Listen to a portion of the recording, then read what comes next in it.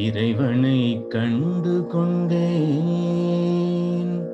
அறிவாய் இறைவனை காணுகின்றேன். இறைவனை கண்டு கொண்டேன், அறிவாய் இறைவனை காணுகின்றேன். குறைவின்றி குற்றமின்றி குணத்தில் உயரறிவாய், குறைவின்றி குற்றமின்றி குணத்தில் உயரறிவாய், மறைபொருளாக உள்ள மாபெருமை பொருளாம் இறைவனை கண்டு கொண்டேன். இறைவனை கண்டு கொண்டேன், அறிவாய் இறைவனை காணுகின்றேன்.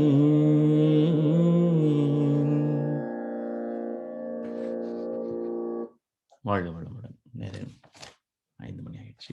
வாழ்க வளமுடன்.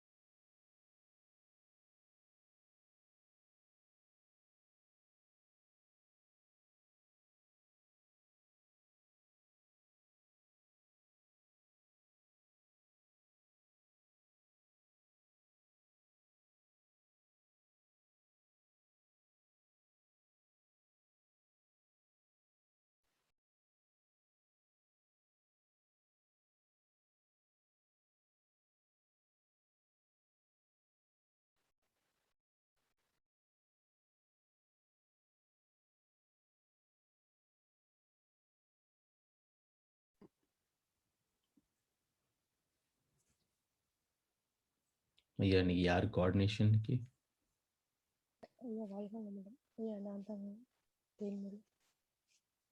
சரிங்க. வாழ்க வையகம், வாழ்க வையகம், வாழ்க வளமுடன். குரு வாழ்க, குருவே துணை. சிந்தனையை உடல் நலத்தை சீர். நன்றிகள். உங்களை பாட சொல்லிட்டு நான் அதிலே மயங்கி உட்கார்ந்துட்டேன். பாடல் பதிவு போட விட்டேன். வாழ்க வளமுடன். அருமை. இப்போ எண்ணம் சொல் செயல் ஒரே நேர்கோட்டில் இருத்தல் முக்கியம். இப்போ இன்றைக்கு பஞ்சபூத பஞ்ச இந்திரிய தமம். இப்போ அது பாடல் 2 வரியும் பாட சொன்னது அதற்கு தான். கோதையம்மா வாங்க. இந்த எண்ணம் சொல் செயல் இந்த 3ம் ஒரே நேர்கோட்டில் இருக்கணும்னு சொல்றீங்களே, ஏன் நாங்க கொஞ்சம் அப்படி இப்படி முன்ன பின்ன இருந்தா ஏத்துக்க மாட்டீங்களா? நேரம் தான் இருந்தாகணுமா? சரி, அப்ப எண்ணம்ங்கிறது எங்க இருந்து வருது, எப்படி வருது, அது ஏன் சொல்லா மாறுது, அப்புறம் ஏன் அது செயலுக்கும் வருது? சொல்லுங்கம்மா. வாழ்க வளமுடன். வாழ்க வையகம், வாழ்க வையகம், வாழ்க வளமுடன். குரு வாழ்க, குருவே துணை. ஆசான் அருட்தந்தை வேதாத்ரி மகரிஷி அவர்கள் நம்மோடு சுக்குமமாக நிறைந்து நம்மை வழி நடத்துவாராக. அருமையானதொரு தவம் ரொம்ப சிறப்பா நடத்தி கொடுத்த ஞானாசிரியர் சிவபால ஐயா அவர்களுக்கு நன்றி. தொடர்ந்து ஞான அமிர்தம் அப்படிங்கிற மாதிரி ஒரு இசை விருந்து போல அந்த 4 வரிகள் ஐயோ முடிச்சுட்டாங்களே அப்படின்னு இருந்தது. அதற்கும் நன்றி ஐயா. அந்த வரிகளை கொண்டு ஆராய்ச்சிக்கு பார்க்கும்போது, பொறியெனும் புலனைந்தின் பொங்குதன் மாத்திரையாய் சிறிதும் பெரிதுமாகி சிந்தனைக்கு ஊற்றான இறைவனை கண்டு கொண்டு 5 புலன்களின் வழியே உயிரின் ஆற்றல் அழிவதையே இன்பம் என்று உணர்மயக்கம்னு சொல்றாங்க மகிழ்ச்சி. இந்த புலன் வழி தொடர்பு தான் எண்ணத்திற்கான முதல் தொடக்கம். ஒரு குழந்தை பிறக்கும் போதுல இருந்து புலன் வழி தொடர்பு தொடங்குது அப்படின்னு சொல்றாங்க. அந்த 5 இந்திரியங்களின் வழியாக பெறக்கூடிய அனுபவங்கள் அவை நம்முடைய உடல்ல 6 இடத்துல பதியறது சொல்றாங்க மகரிஷி. அவைகள் முக்கியமாக கருமையத்துல சென்று ஆழமாக திறப்பதிவாக பதிஞ்சிருச்சு. இப்ப அதையே மூளை திரும்ப எடுத்து காண்பிக்கும் போது அது எண்ணமாக மூளை வழியாக வெளிப்படுது. அதுதான் 5 தன்மாத்திரைகளை தொடர்ந்து 6வதாக மனம்னு சொல்றோம். இப்ப அந்த 5ல பெற்ற அனுபவங்கள்ல தவிர எதுவாவது வருமானா இல்ல. அதை காலம் தூரம் பரம் வேகம் அந்த மாதிரி அதுல ஒப்பிட்டு பார்த்து, அதாவது காலத்துல எந்தெந்த காலத்துல பதிஞ்சது, எந்தெந்த மன அலை சூழல்ல பதிந்தது, அதற்கு ஏற்ப திரும்பவும் அதே மன அலை சூழல் வருகிறது, எடுத்து காண்பிக்கிறது. இந்த மகரிஷி ஒரு இடத்துல சொல்லுவாங்க, புலன்பொருள்கள் அமைந்துள்ள விதமும் ஊடே பூவில் மனம் போல் அறிவு இயங்கும் போக்கும். எவ்வளவு அழகான வரி பாருங்களேன். புலன்பொறிகள் அமைந்துள்ள விதமும் ஊடே பூவில் மனம் போல் அறிவு இயங்கும் போக்கும். எப்படி பூவுக்குள்ள இருக்கக்கூடிய மனம் நமக்கு பிரிச்சு பார்க்க தெரியாது. அது அந்த மூக்குங்கிற கருவி மூலமாகத்தான் உணர முடியும். அந்த புலன் வழியாகத்தான் உணர முடியும். ஆனா பார்த்தா தெரியாது. ஆனா உள்ள இருக்கு. அதே போல புலன்பொறிகள் அமைந்துள்ள விதமும் அதன் உள்ளே பூவில் மனம் போல் அறிவு இயங்கும் போக்கும். அடுத்த வரியில சொல்றாங்க, பலம் பெறவே உட்கொள்ளும் உணவு மாறி பலதாது ரசாயனங்கள் ஆவதும் நம் நலம் தீது எனும் இன்ப துன்ப ஞாபகமே வாழ்வாக இருப்பதையும். இங்கதான் அந்த எண்ணத்துக்கு வராங்க. நலம் தீது எனும் உணர்வாம் இன்ப துன்ப ஞாபகமே வாழ்வாக இருப்பதையும் வலம் இடமாய் மாறி மாறி மூச்சு ஓடும் வல்லமையும் நிகழ்ச்சிகளும் கூர்ந்து பார்த்தேன். அப்ப கூர்ந்து பார்க்கும்போது இதை உணர்ந்தேங்கிறாங்க. அந்த 5 பொறிகள் மூலமாக பெறக்கூடிய அனுபவங்கள் தான் எண்ணமாக சொல்லாக செயலாக வருகிறது. ஏன் வரணும் அப்படின்னா, ஒவ்வொரு அறிவின் மூலமாக அந்த புலன்களை கொண்டுதான் அறிவே நிர்ணயிக்கப்படுகிறது இல்லையா? ஓரறிவு தாவரத்துக்கு தொடு உணர்வு, அதற்காக தோல் என்கின்ற அந்த உணர்வு கருவி. அடுத்தது ஒவ்வொரு அறிவினுடைய உச்சநிலை அடுத்தடுத்த இயல்பூக்கமாக 2, 3, 4, 5 என்று வருகின்ற வரை அது வெறும் உணர்வுகளை பெற்று அதை அனுபவிக்கக்கூடிய வகையில் இருந்தது. ஆனா மனிதன் கிட்ட வரும்போதுதான் அது ஆராய்ச்சி தெளிவு முடிவுங்கிற அந்த மனதின் செயல்கள் இன்னும் 3ஆக வந்தது இல்லையா? 10 படிநிலைகள் சொல்றோமே, உணர்ச்சி, தேவை, முயற்சி, செயல், விளைவு, அனுபோகம், அனுபவம், ஆராய்ச்சி தெளிவு முடிவு. அப்ப அந்த ஆராய்ச்சி தெளிவு முடிவு மனிதன் கிட்ட வரும்போது அந்த ஆராய்ச்சியினுடைய விளைவு அன்று பார்த்த மயில் இப்படி இருந்தது, இன்று பார்க்கக்கூடிய மயில் அப்படி இருக்கிறது. சோ ஒரு ஒப்புமை செய்து எண்ணுதல், கணக்குல சொல்றோம் இல்லைங்களா? எண் அப்படின்னா கணித்தல் அப்படின்னு சொல்லுவாங்க. அப்ப கணிக்கிறோம் ஒவ்வொரு பொருளையும் பெற்ற அனுபவத்தையும் அந்த பொருளுக்குமாக அல்லது நிகழ்வுக்குமாக நமக்கு இருக்கக்கூடிய தொடர்பு எதன் மூலமாக இருக்கு? இந்த ஞானேந்திரியங்கள் மூலமாகத்தான் இருக்கு. அப்ப அந்த 5 இந்திரியங்களின் மூலமாக பெறக்கூடிய அனுபவங்களை உணர்ந்து அதை சரிப்படுத்திட்டாலே போதும், மனுஷன் சரியாயிடுவான். அப்ப இதுதான் அவர் சொல்றாரு, சுவை ஒளி ஊறு ஓசை நாற்றம் என்ற 5 வகை தெரிவான்கட்கே உலகு. அப்ப உலகத்துல வாழக்கூடிய வகை தெரியணும்னா இந்த 5 அளவு முறை, 5 புலன்களை பற்றிய தெளிவு வேணும். அதை சரியான முறையில் பயன்படுத்தக்கூடிய உறுதியும் நுட்பமும் மனிதனுக்கு வேண்டும். அப்ப அங்கதான் எண்ணுவது எல்லாம் அடுத்தது செயலாக, சொல்லாக செயலாக மாறுவது என்பது இயல்பாக வருகிறது. அப்ப எந்த விஷயமா இருந்தாலும் பதிந்தது மூளை வழியாக எண்ணமாக வெளிப்படுகிறது. அதை நம்ம வெளிப்படுத்தும் போது அதே விஷயம் அப்படியே சொல்லாக வந்ததுன்னா அங்கே ஒரு ஒப்புமை வந்துடுது.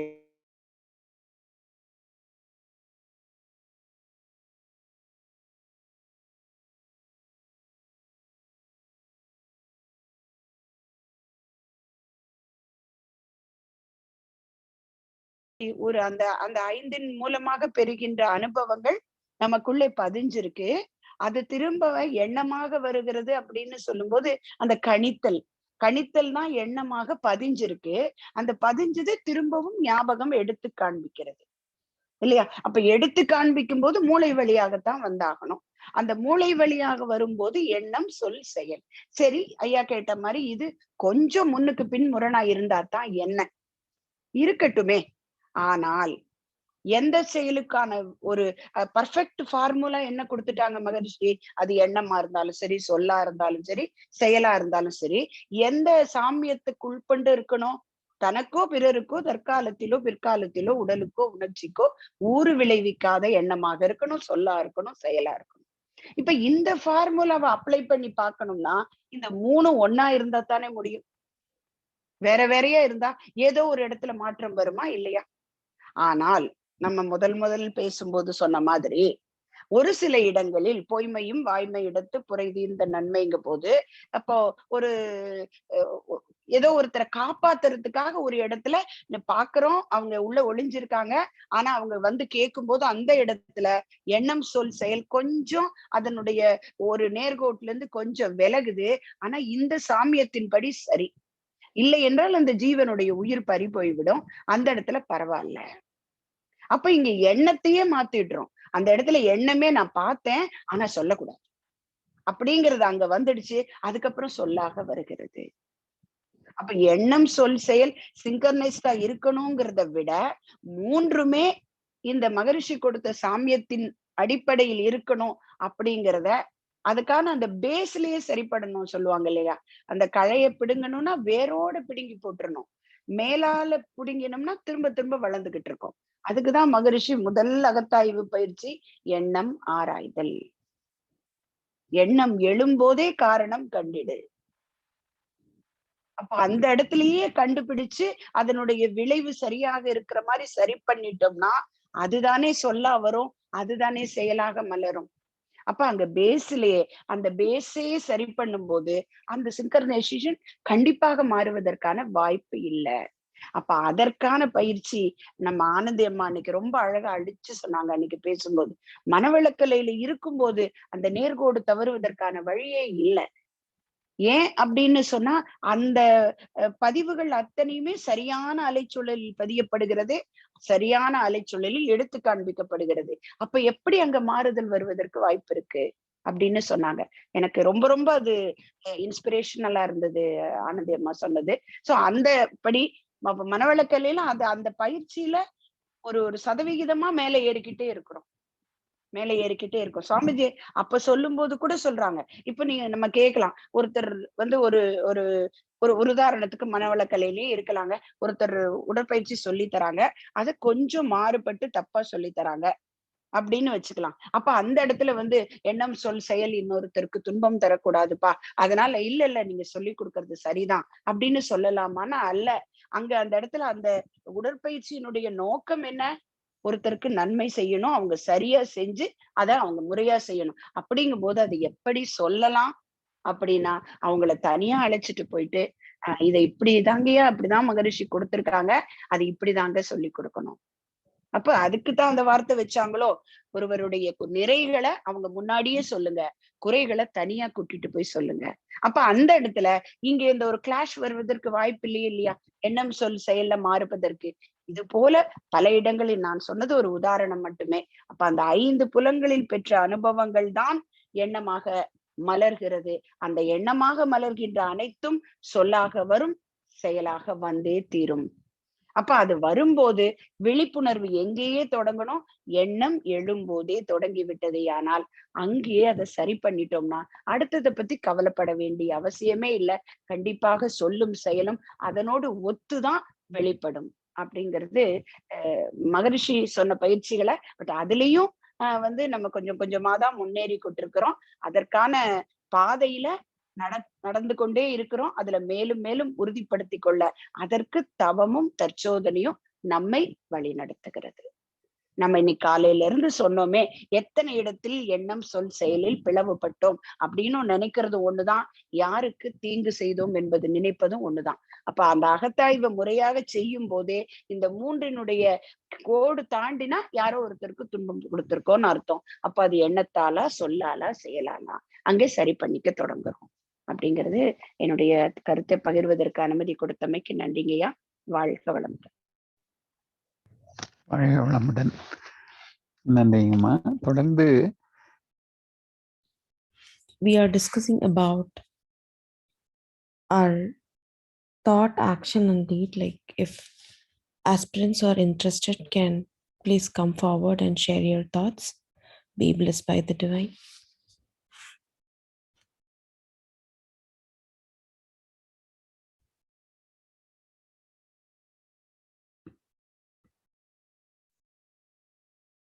Shanti Ji Amma, the question was little evolved. So we were thinking about thoughts, words, and indeed it comes into action. Why should these three should align in a single straight line? Why? Can't we adjust with a little bend here and there? And where is the thoughts are coming from? What's the root? What's the origination? Where is it originating from? And why is it becoming as or transforming or evolving into words and further in action? Why? Go ahead, Amma. Thank you, yeah. I would, Shantiji Amma, please go ahead, Amma.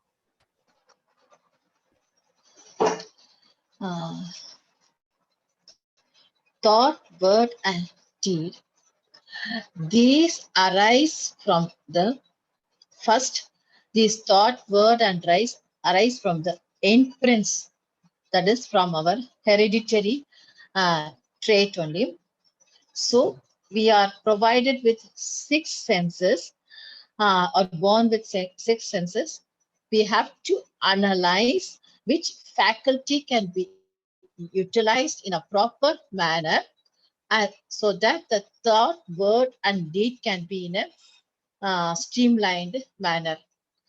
So there's a cause and effect theory also. So we have to discriminate which is the best one and the bad one, because this leads to misery, and life is miserable. For this purpose only, the children's, that is immature children's, what our elders tell them, don't do this, don't do that, because this will cause injury, this will cause bad thing. So by teaching them, this is bhakti marga, and the knowledge acquired by as we grow up into an adult, as we know the cause and effect of the theory and the action produced by the individual of his own, that is known as jnana marga. And so he comes to know the awareness of the consequences of one action. So this is my understanding, Amma. Thank you, Ma. Welcome. Thank you, Ma. This was wonderful sharing, and this helps us to guide our thinking and thoughts to be aligned. Aspirants, please raise your hands and come forward to share your thoughts too. I think we have a little more time today. Be blessed by the divine.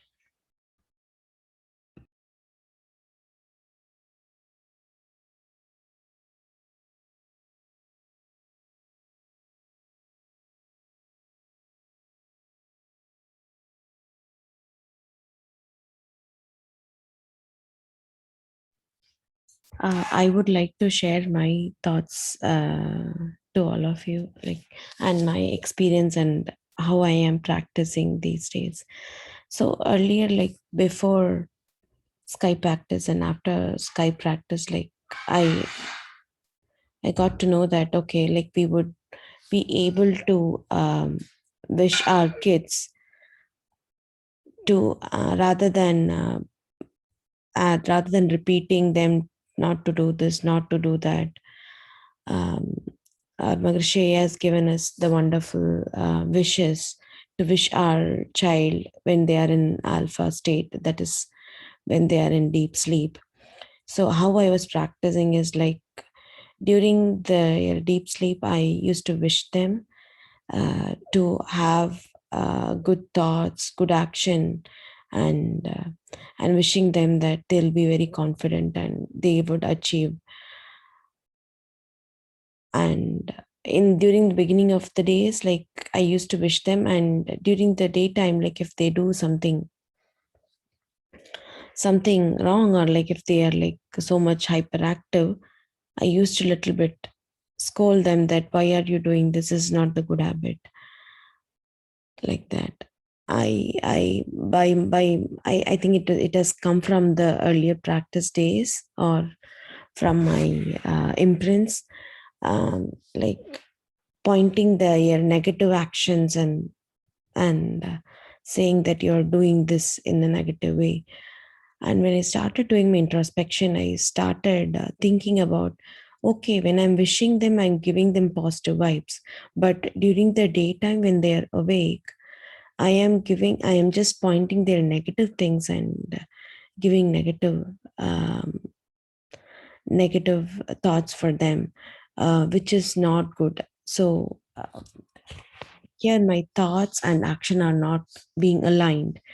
Then now I'm practicing not to tell them negative things, but saying them positive things and saying not to do in that way. If you have done things in this way, that would be good. This is the introspection which I'm following, and trying to shape myself and correct myself day by day. Thank you for this wonderful opportunity. Be blessed by the divine.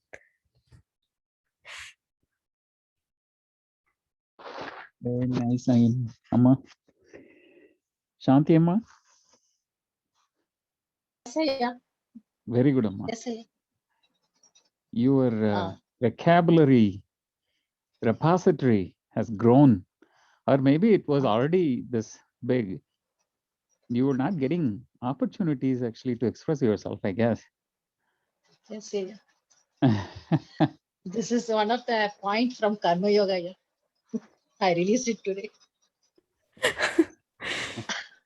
But it's very nice, Amma. So Okay, much thank you. Yeah. happy Thank to you. see such a good, very nice. Thank you. Yeah. Thank you. Yeah. Anita Amma, this is what we are practicing in Vedatriya. Wonderful. Thank you. Yeah, be blessed. So you're all blessed. You're all blessed in this young age. You got the opportunity. In this young age, you got the opportunity to get introduced in and practice Vedatriya. Be blessed. If we so we're out of time. Go ahead. Yeah, thank you. Yeah, be blessed by the divine.